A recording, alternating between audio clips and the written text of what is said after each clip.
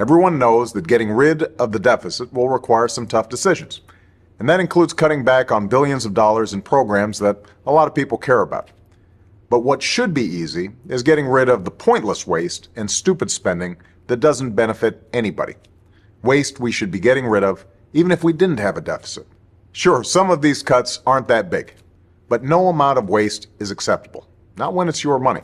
Not at a time when so many Americans are already cutting back. Just as families are living within their means, government should too. Did you know the federal government pays for a website devoted to a folk music ensemble made up of forest rangers?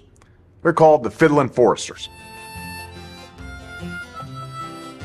I'll put their music on my iPod, but I'm not paying for their website. And there are hundreds of similar sites that we should consolidate or just get rid of. By the way, you're not only paying for websites no one needs, you're paying for thousands of buildings all across the country no one uses.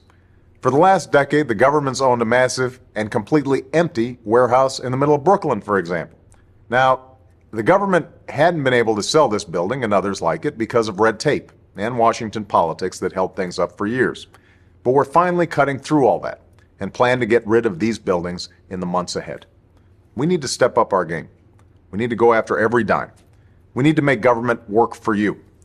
That's why, starting today, I've asked the Vice President to lead a renewed effort to hunt down misspent tax dollars in every agency and department of this government.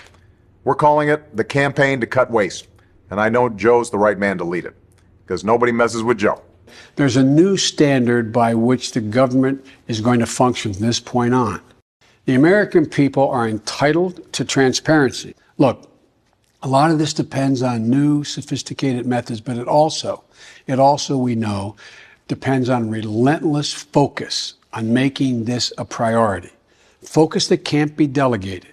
We're holding ourselves accountable, and we're deeply committed and focused on making government function better.